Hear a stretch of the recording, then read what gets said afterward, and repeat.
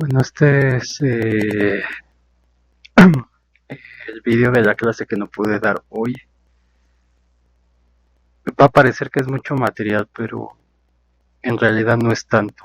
Eh, Solamente son un par de teoremas que faltaban por revisar en esta parte de integral impropia y, y algunos ejemplos. Entonces, aquí lo que puse primero es el teorema que habíamos demostrado en la clase antes de salir de vacaciones, en donde si tenemos una función de Rn a Rm, eh, donde ya sea que la función f o el conjunto u sean no acotados, y para esa función existe una sucesión básica de conjuntos de integración un como los habíamos definido anteriormente de f nu, entonces si la función f es mayor o igual que cero y para una de estas sucesiones yo calculo este, la integral y luego obtengo el límite y si obtengo que es un número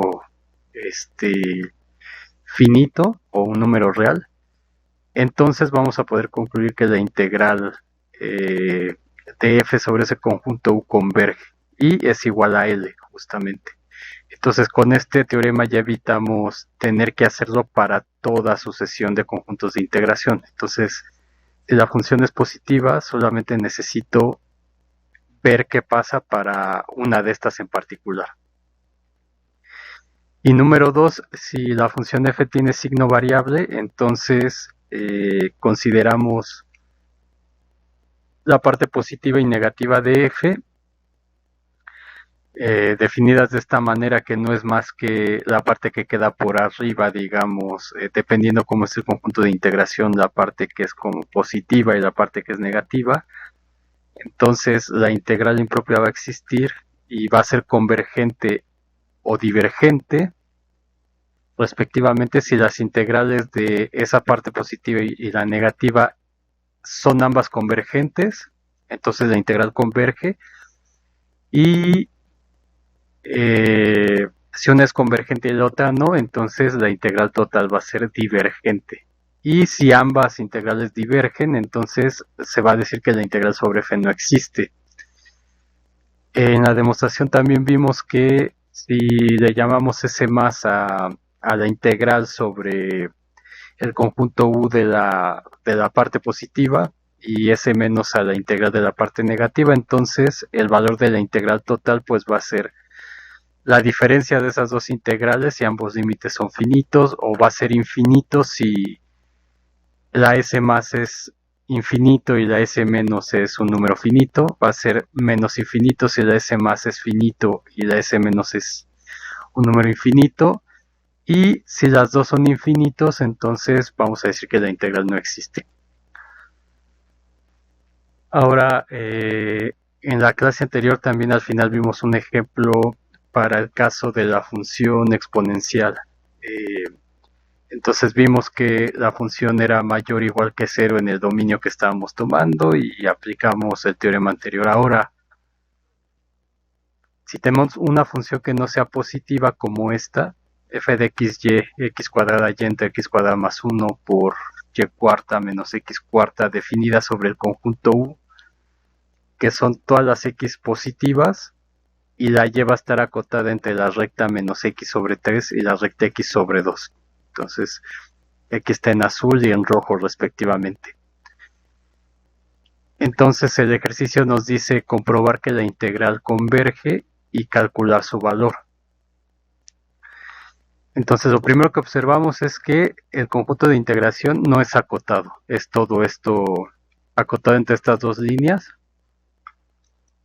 hasta infinito.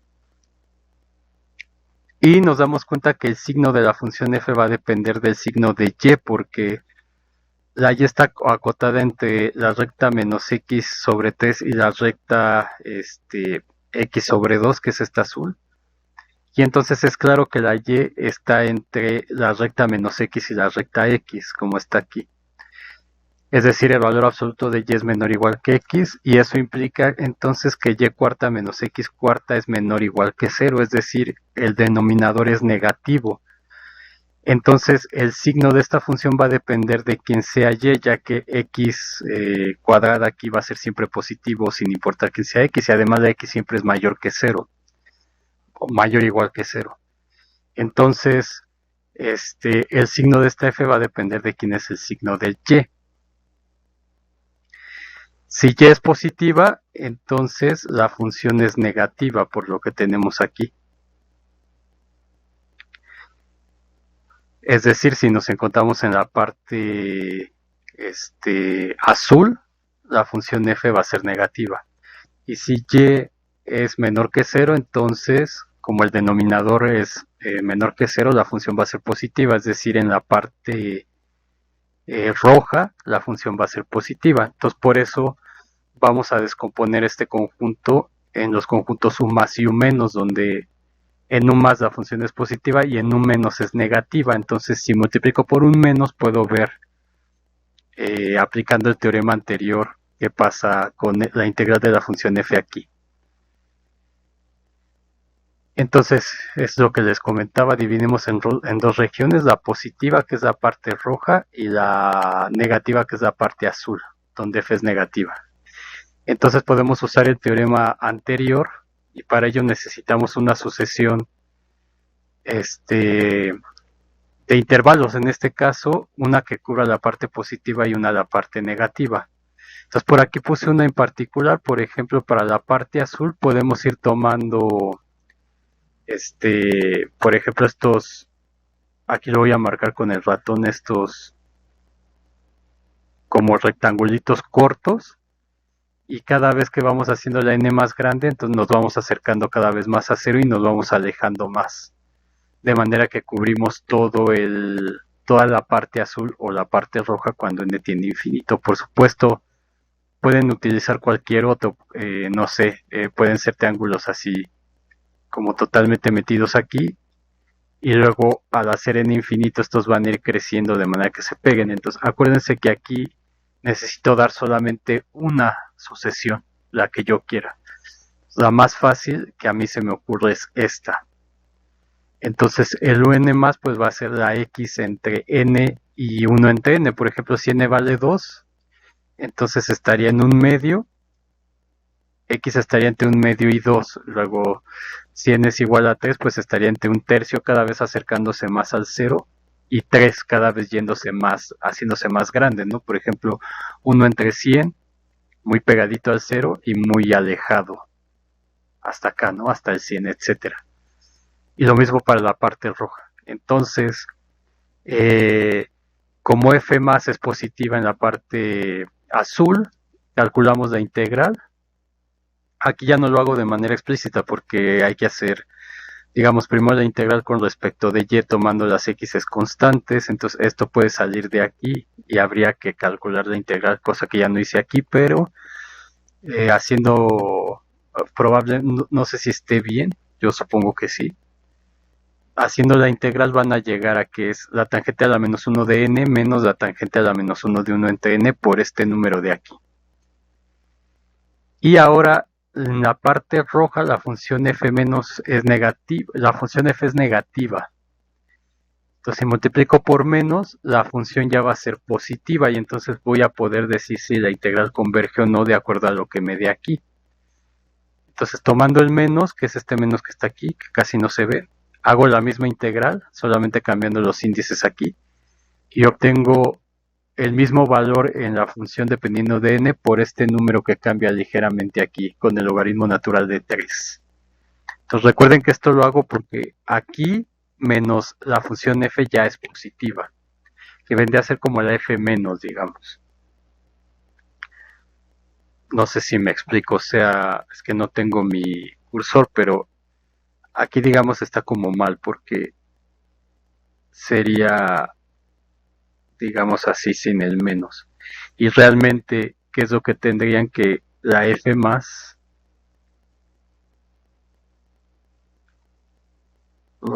Bueno, lo voy a decir con palabras. Tendrían que la f más es la f, y que la f menos es menos f que tengo aquí. Entonces son positivas, entonces ahora tengo que ver si el límite existe, y si el límite existe, entonces tanto esta f como esta son integrables, que es f más y f menos.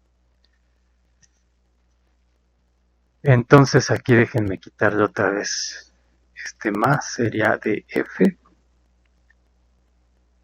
Entonces el límite cuando n tiende a infinito de esta integral que calculamos antes, pues aquí este es un número que queda constante y aquí esta parte tiende a 0 y cuando n tiende a infinito, pues la tangente de cuyo ángulo me da infinito es pi medios. Entonces este integral es pi octavos logaritmo natural de 5 cuartos y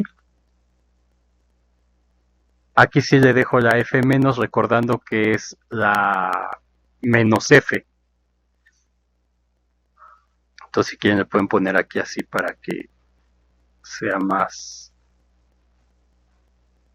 menos f, que es la que calculamos. Y aquí le borro un error con el menos ahí. Bueno, le voy a dejar que sería, ajá, la f menos, así como está. Entonces, este límite, igual que este, me da pi medios, y por esto me da pi octavos logaritmo natural de 5 tercios. Y entonces, por el teorema, la integral va a ser, la integral de f va a ser la integral de la parte positiva, que es esta, menos la integral de la parte negativa, que es menos la integral de f, que es esto que tenemos aquí, y al final me da un número que es pi octavos logaritmo natural de 3 cuartos. Entonces, la integral sobre f más existe, la integral sobre f menos existe.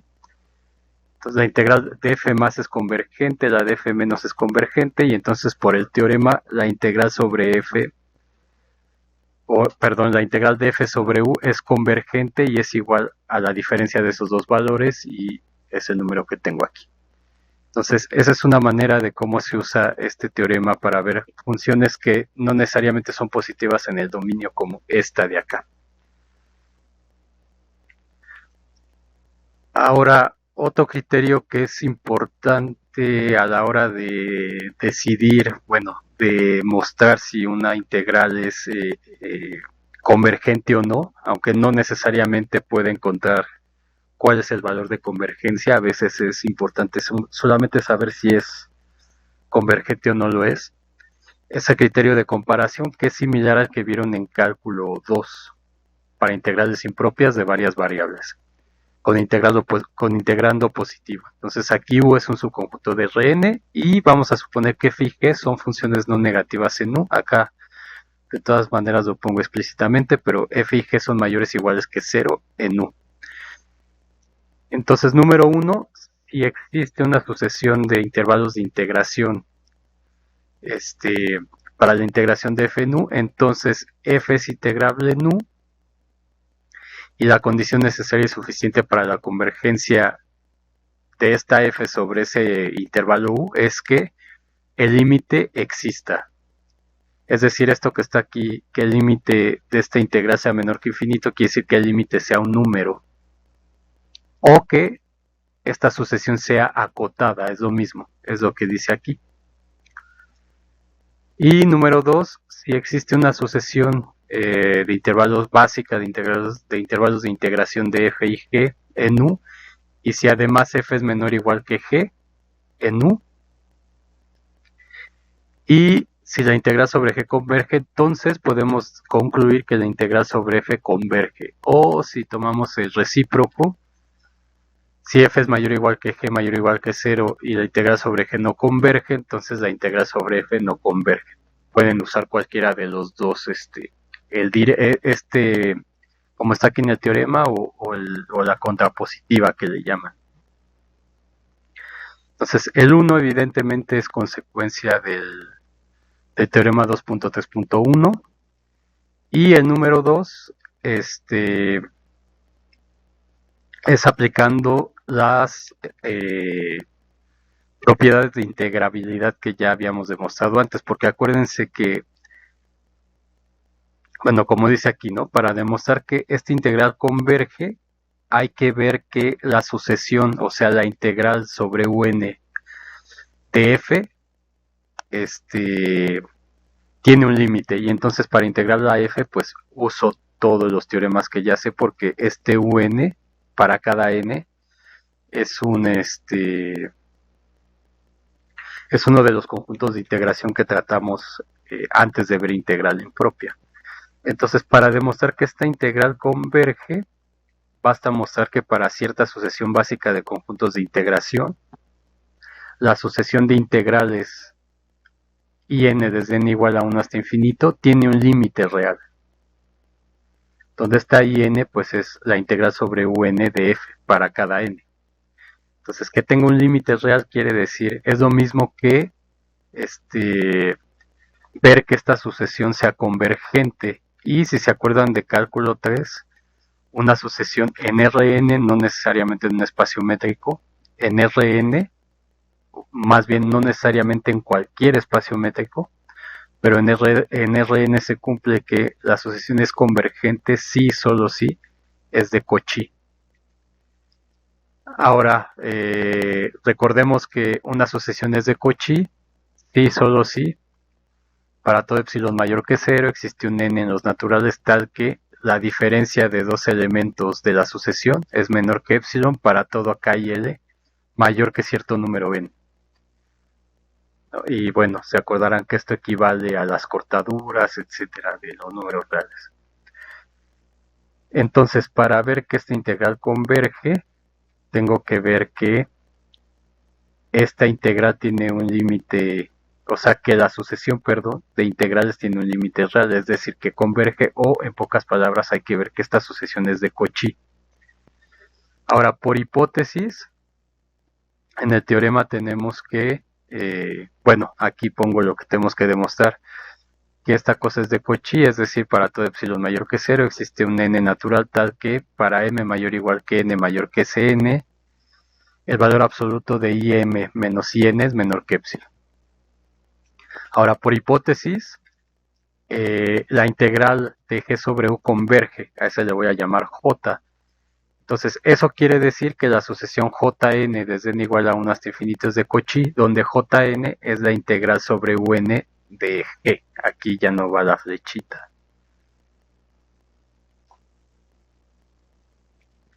Entonces, ¿qué quiere decir esto? Como este es de Cauchy, significa que para todo epsilon mayor que 0 existe un n natural tal que el valor absoluto de jm menos jn es menor que epsilon para todo m mayor o igual que n mayor o igual que n. O mayor que n. Para ser congruentes con lo de arriba. Entonces, como m es mayor o igual que n, eso significa que en la sucesión el un está contenido en el um, que es algo que habíamos usado en la demostración del último teorema que vimos antes de vacaciones. Y entonces, de forma análoga a lo que hicimos ahí, definimos el conjunto H como el um menos todo el un. Y entonces de esta manera um va a ser un unión H, y la intersección de un con H va a ser vacía, evidentemente. Entonces, para cualquier función H, en particular para f y g que estamos tomando aquí, se cumple que, ¿se acuerdan que esto lo vimos bueno, esto lo hicieron de tarea y también lo hicimos en general cuando teníamos aquí un elemento extra con la intersección de estos dos, pero en su tarea vieron que si esa intersección era vacía, entonces simplemente la integral de la unión era la suma de las integrales. Entonces, aplicando ese teorema tenemos esto, y como h es mayor o igual que 0, nosotros habíamos demostrado antes que la integral sobre cualquier conjunto Jordan medible de una función positiva es positiva también. Entonces, la integral sobre um, y esto lo paso para acá restando, menos la integral de un h es la integral de h sobre h mayúscula, y esta integral es mayor o igual que 0. Entonces, esto se cumple para g y para f. Ahora, por otro lado, como f es menor o igual que g, entonces la diferencia de las integrales im menos in sobre esos conjuntos, que es esto de aquí, va a ser igual por lo que tenemos aquí arriba, aquí, a la integral sobre h de f, aplicando esto para f, y aplicando esto para h, esta integral sobre g en h pues es la diferencia de estas integrales, que es jm menos jn. Pero por las propiedades de integrabilidad sobre conjuntos Jordan medibles, si f es menor o igual que g, entonces la integral sobre f es menor o igual que la integral sobre g, que es lo que está aquí. Entonces tenemos que im menos in es menor o igual que jm menos jn. Y como son funciones positivas, este valor absoluto pues es im menos in, que es positivo, y este de j con las j también. Y por la desigualdad que tenemos aquí, entonces tenemos que im menos in es menor o igual que jm menos jn. Y por lo que decíamos de los valores absolutos acá, el valor absoluto de im menos in es menor o igual que el valor absoluto de jm menos jn. Entonces, como esto es menor o igual que esto y por hipótesis jm menos jn, donde está aquí, es menor que epsilon porque es una sucesión convergente y es de Cauchy, entonces im menos in es menor que epsilon. Entonces, por lo tanto, la sucesión in es de Cauchy también. Y por lo tanto, esta integral converge, y eso quiere decir que el límite de in cuando n tiende a infinito es L, y eso significa que la integral de f sobre u converge, demostrando así el criterio de comparación. Entonces, ahora lo que voy a hacer es ponerles un ejemplo de cómo usar este criterio. Entonces aquí nos piden calcular el valor de la integral y, dada por la integral sobre u de 1 entre raíz de 1 menos x cuadrada menos y cuadrada, j, y j está dada por la integral sobre u de seno cúbico de x más y sobre la misma raíz, sobre el mismo u, donde u es la circunferencia de radio 1, que no tiene a la frontera, es esta roja que pinté aquí, todo esto de adentro, y tenemos que ver si esta j converge o no. Entonces, lo que vamos a usar es el criterio de comparación. ¿Por qué? Aquí me voy a adelantar un poco a lo que hicimos. Porque podemos observar que como el seno de cualquier cosa está acotado entre menos 1 y 1, entonces el seno cúbico también está acotado entre menos 1 y 1, o el valor absoluto de eso es menor o igual que 1. Y como esta función de aquí es mayor que 0, porque x cuadrada más y cuadrada es mayor que 0, pero está sobre el círculo, o sea, está definida sobre u, donde x cuadrada más y cuadrada es menor que 1, entonces esta cosa a final de cuentas va a ser positiva, ¿no? O sea, va a ser mayor que 0. Y entonces puedo multiplicar esto en ambos lados y obtengo que el seno cúbico sobre esta raíz es menor o igual que 1 entre esta raíz. Entonces tengo que esta función f, que es positiva, es menor o igual que esta función g. Entonces si veo que esta función es convergente por el criterio de comparación, mostraría que esta también es convergente. Entonces es por ese motivo que agarramos esta integral y a esta función le llamamos g, que es positiva. Entonces, como esta función es positiva en u, puedo aplicar el teorema que vimos anteriormente, es decir, solamente necesitamos tomar una sucesión básica para ver si esta integral existe o no.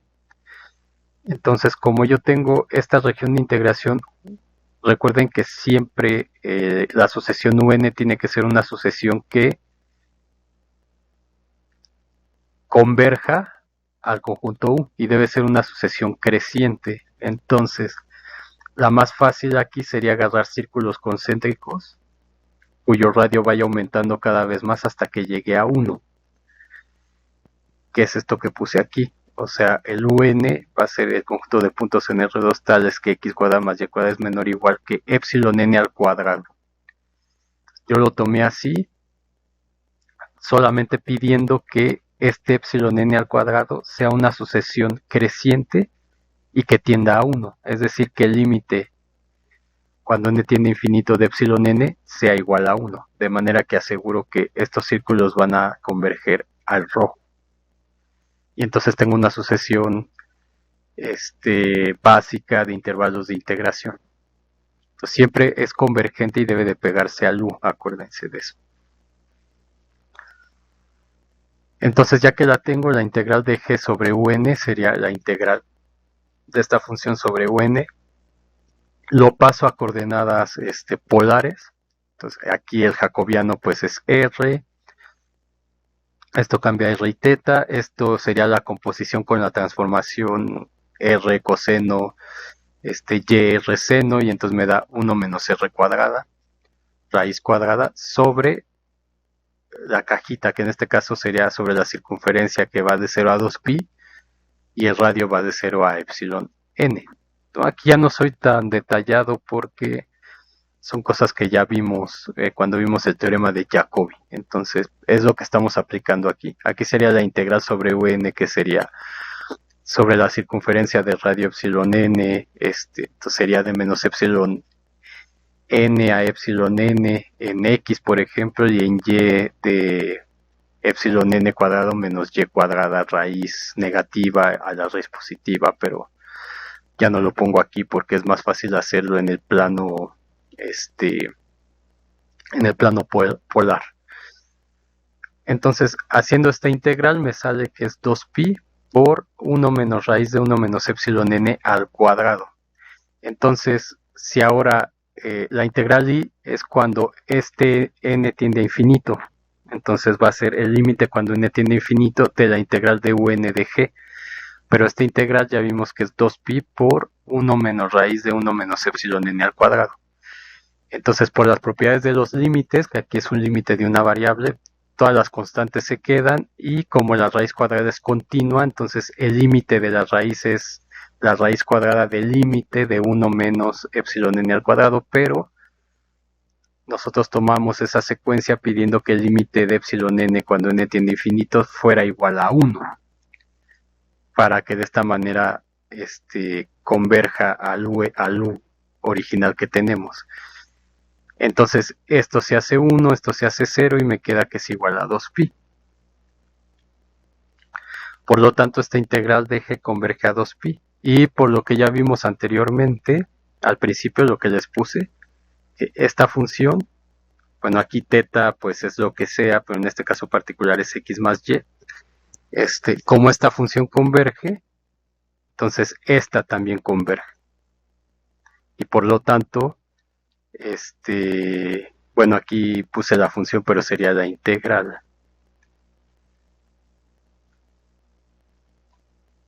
Bueno, ahí la arreglan ustedes bien, porque aquí no lo puedo poner. No tengo mi tabla, entonces déjenme poner así. Ahí más o menos. Sobre U. Entonces aquí también lo mismo, ¿no? Híjole, a ver. Ahí está. Entonces, esta integral converge también por el criterio de comparación.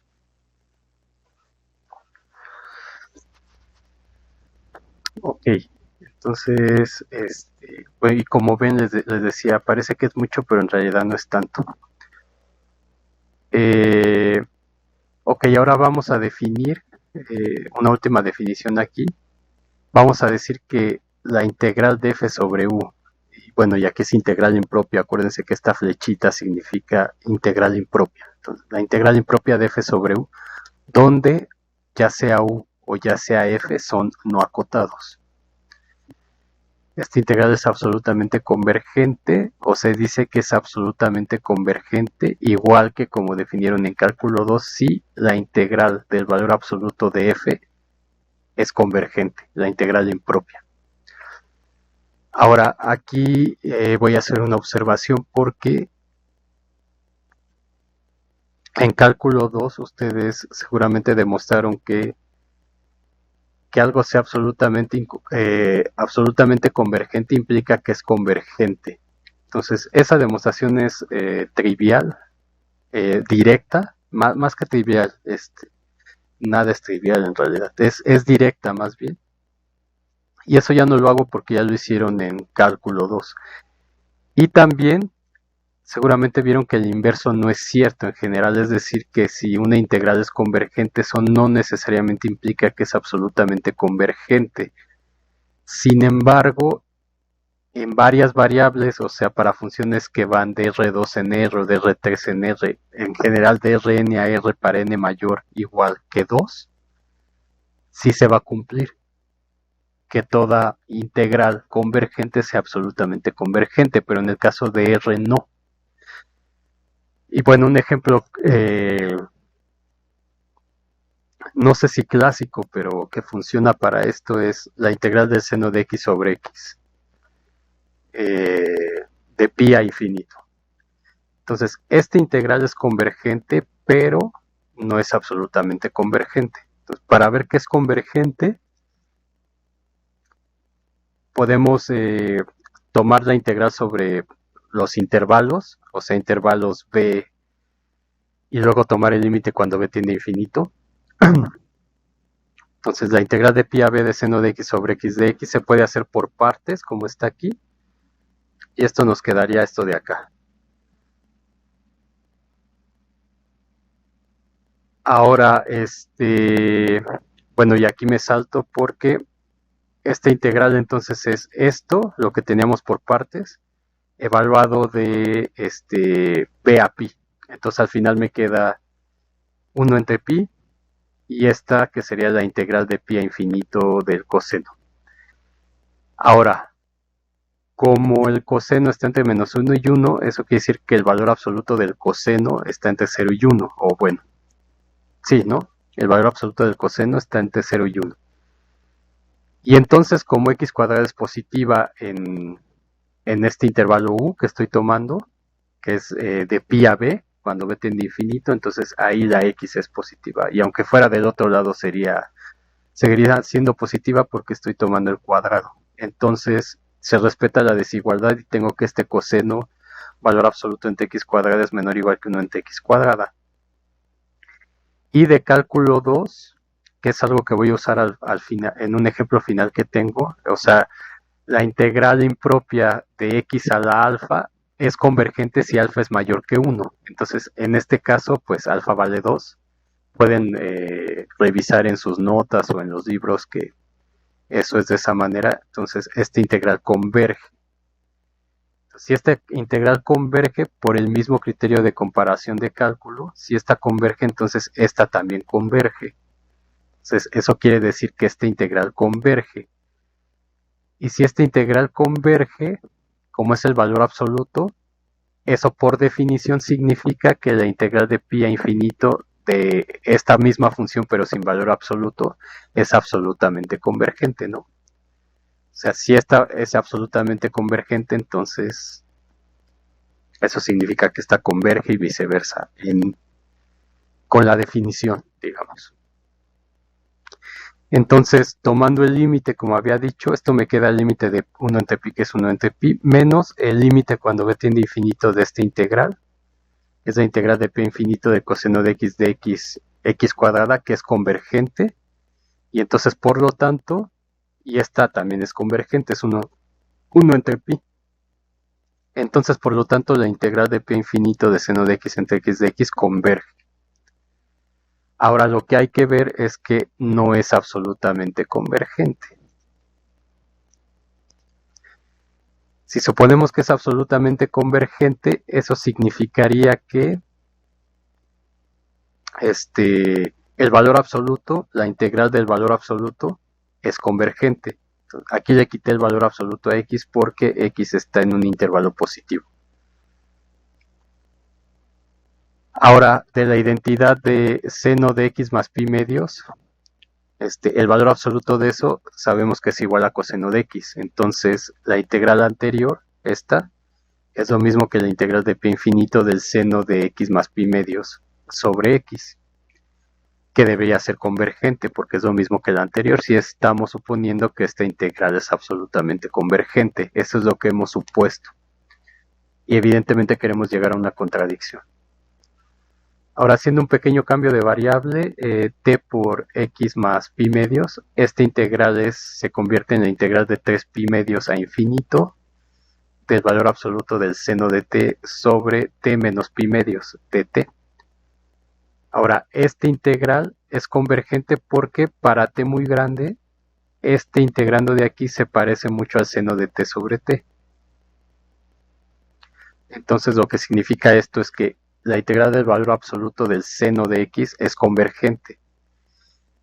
Y como también la integral para el valor absoluto del coseno es convergente, como sabemos, entonces esto significaría que la integral de la suma de los valores absolutos de seno más coseno entre x de x sería convergente, pero esa es una contradicción porque el seno de x más coseno de x valor absoluto es mayor o igual que 1.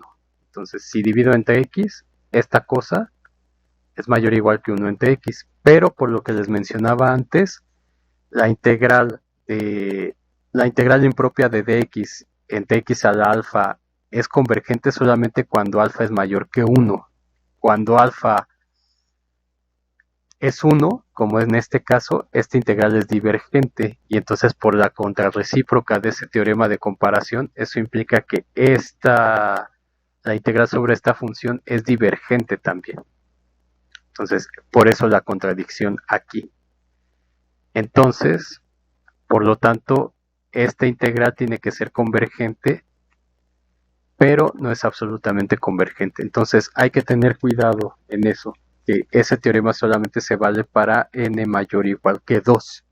Si estoy en R, ya no se cumple. Y no se cumple por lo que puse aquí. Entonces, eso ya no lo escribí justamente para no leerlo. Entonces, ahí lo checan. Y entonces lo que tenemos que hacer es demostrar ese teorema. Es decir, si f para n mayor o igual que 2, si tengo una función f de Rn a R tal que existe una sucesión básica un de n igual a 1 hasta infinito de f, y por lo tanto de valor absoluto de f, porque acuérdense que si f es integrable, el valor absoluto también es integrable, ¿no? Y eso lo demostramos cuando hicimos el teorema de la desigualdad de la integral del valor absoluto de f. Entonces se va a cumplir que la integral de f es absolutamente convergente si solo si la integral de f es convergente. Y bueno, aquí simplemente es otra manera de leerlo, desmenuzando el teorema, ¿no? Si es absolutamente, o si esta cosa es convergente, entonces esta existe y es convergente. Y lo que significa es que la integral absolutamente convergente es convergente, y al revés, si f es integrable en u, y esta integral es convergente, entonces la integral del valor absoluto es convergente y siempre existe, por lo que dije antes. Entonces, dice esto que toda integral convergente es absolutamente convergente, ¿no? La demostración de absolutamente convergente implica convergente es fácil, bueno, es directa, y el inverso es un poquito más, cuesta un poquito más de trabajo, pero es similar a lo que hemos venido haciendo tanto en el teorema del criterio de comparación como en el teorema que demostramos el viernes pasado.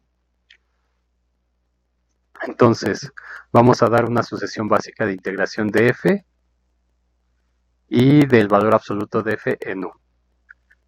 Entonces, sabemos que si f es, vamos a demostrar esta implicación. Absolutamente convergente es convergente. Entonces, antes de todo, sabemos que si f es integrable en cada un, entonces, eso ya lo probamos, el valor absoluto de f es integrable también en cada uno de estos uns. Acuérdense que estos uns son Jordan medibles por definición de sucesión básica de conjuntos de integración para todo n. Y ahora, ¿cómo definimos f más y f menos? De esta manera, de forma que f más se puede escribir en términos de f y su valor absoluto y lo mismo f menos.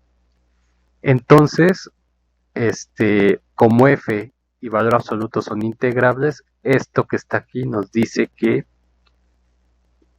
por los teoremas que vimos, suma de integrables es integrable, etcétera, que f más y f menos son integrables también en cada un, en cada conjunto Jordan medible de estos que forman la sucesión. Y además la f más es menor o igual que el valor absoluto de x y la f menos es menor o igual que el valor absoluto de x. Aquí este f menos, acuérdense que tiene un menos para pasarla a la parte de arriba, que es lo que explicaba, creo recordar la última vez que nos vimos, que creo que Jimena preguntaba eso y más o menos le decía por qué era el menos del mínimo. Ahora bien, como la integral de f es absolutamente convergente, por definición, eso significa que la integral del valor absoluto es convergente. Y entonces por el teorema 2.3.1 en la parte 2, como esta f,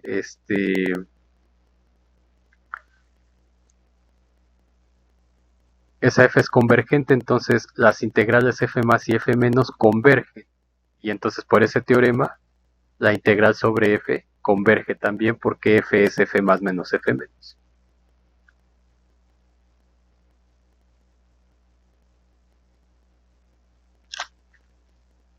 Y entonces tenemos la primera parte. Y la segunda, que es un poco, digamos, la notación es lo que puede causar alguna dificultad aquí, pero básicamente les digo es lo que les mencionaba la otra vez cuando los dibujitos estos no me dejaba la pluma esta poderlos hacer bien. Pero es la misma idea, es encajar una de esas cosas sobre la sucesión que ya tengo.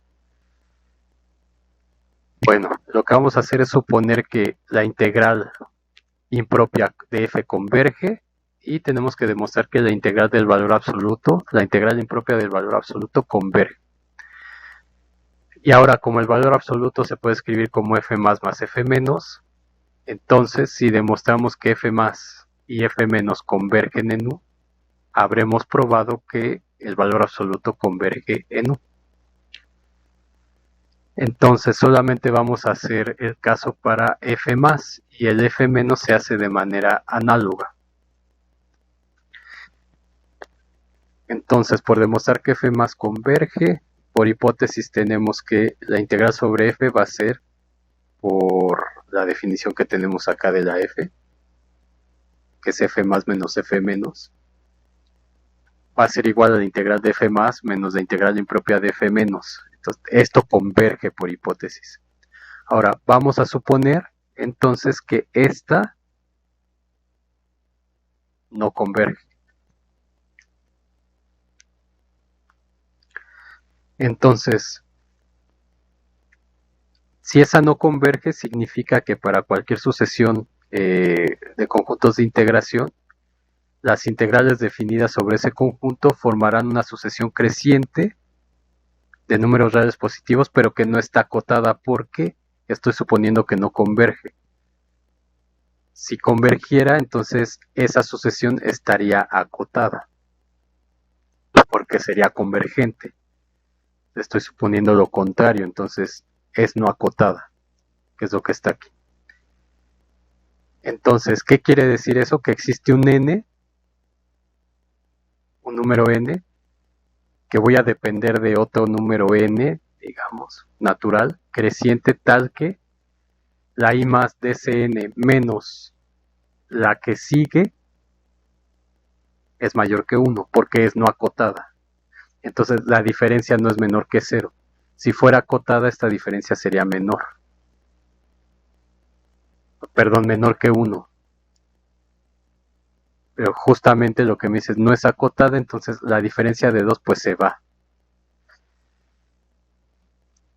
Y entonces vamos a tomar una sucesión que depende de este número n que llamé aquí, justamente para el n que eso se cumple, a ese le llamo una n grande, e intercalo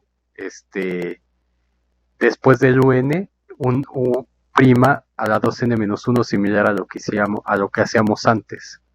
Entonces intercalo uno de esos aquí. Y entonces este conjunto que le voy a llamar U', que va a depender del índice n, pues va a ser, por cómo lo estamos construyendo, la U de n-1, que es el anterior, unión el UN de n, intersección con la F más que estoy tomando. De manera que el siguiente sería el UN de n, precisamente. Y bueno, aquí les puse una observación sobre algo que no estoy tomando muy en cuenta por lo que dice aquí, que tiene que ver con las discontinuidades de f.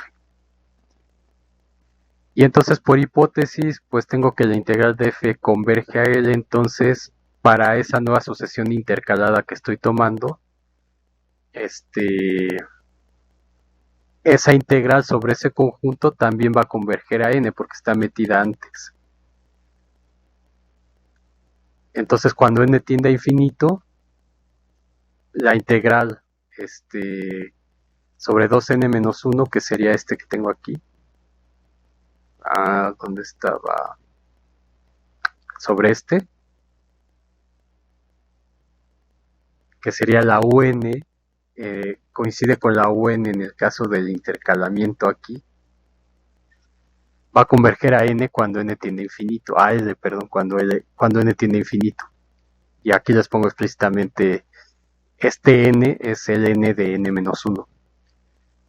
Entonces, la integral prima de 2n, que es la integral sobre u' de 2n de f, pues es la integral sobre f de un más la integral sobre f más de un de n menos un.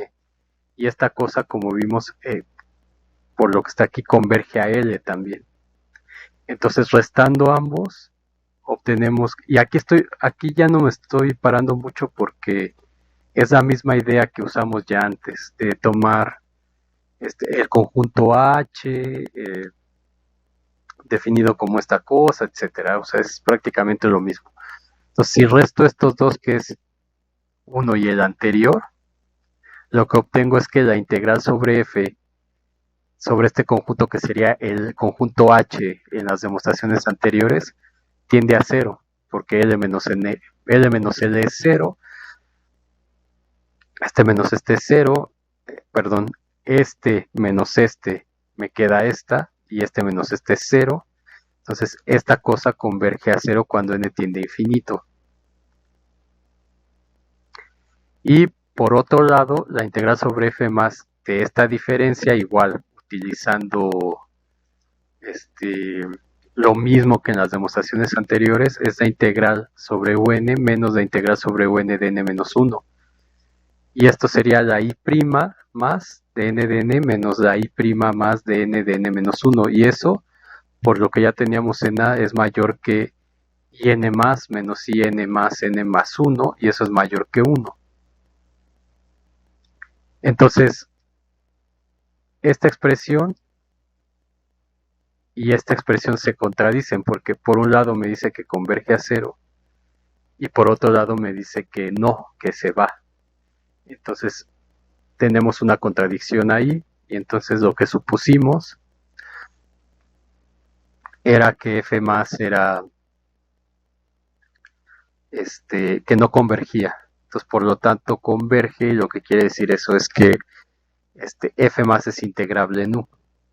Análogamente para f menos, y como el valor absoluto es f más f menos, entonces por el teorema 2.3.1, si ya tengo que esta converge y esta también, entonces la integral sobre el valor absoluto también va a converger.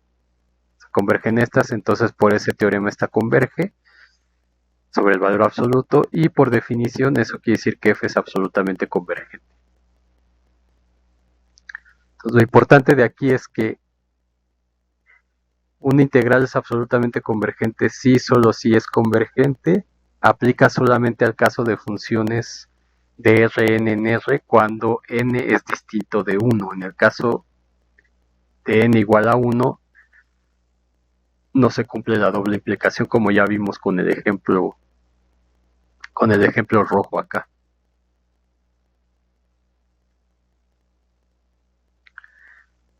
Ah, y bueno, por último, les puse un ejemplo aquí de cómo también al tratar con integrales múltiples,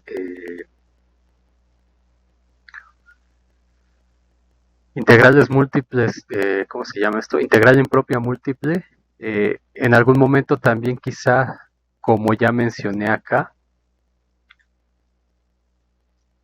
¿dónde estaba? Cuando hicimos el caso, por ejemplo, en este ejemplo que lo hicimos para R, ¿no?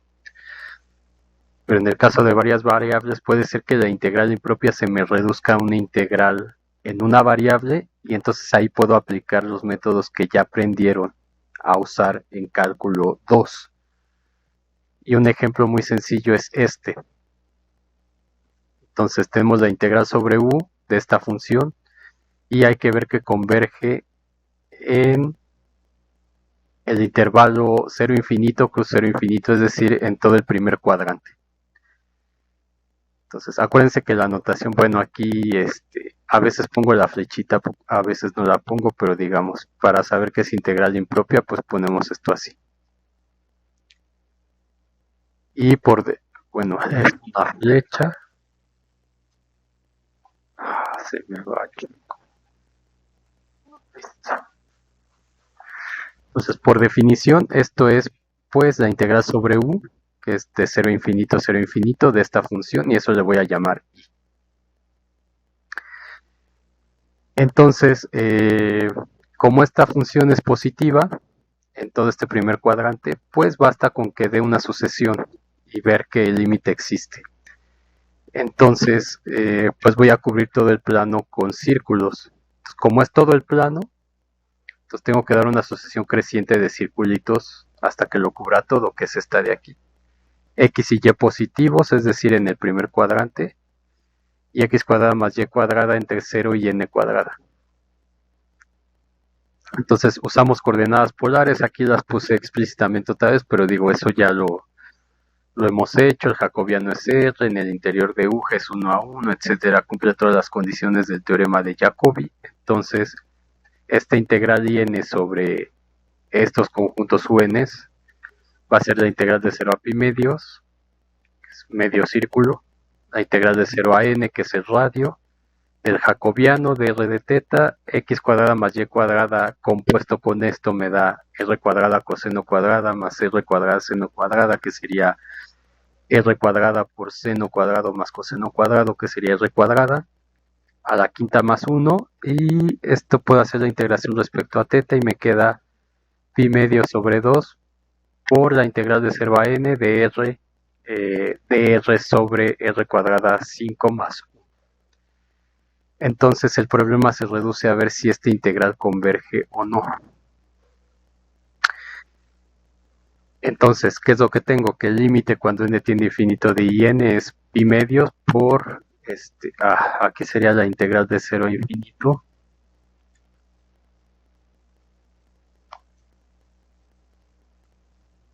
De la función que ya habíamos calculado antes. Evidentemente puedo hacer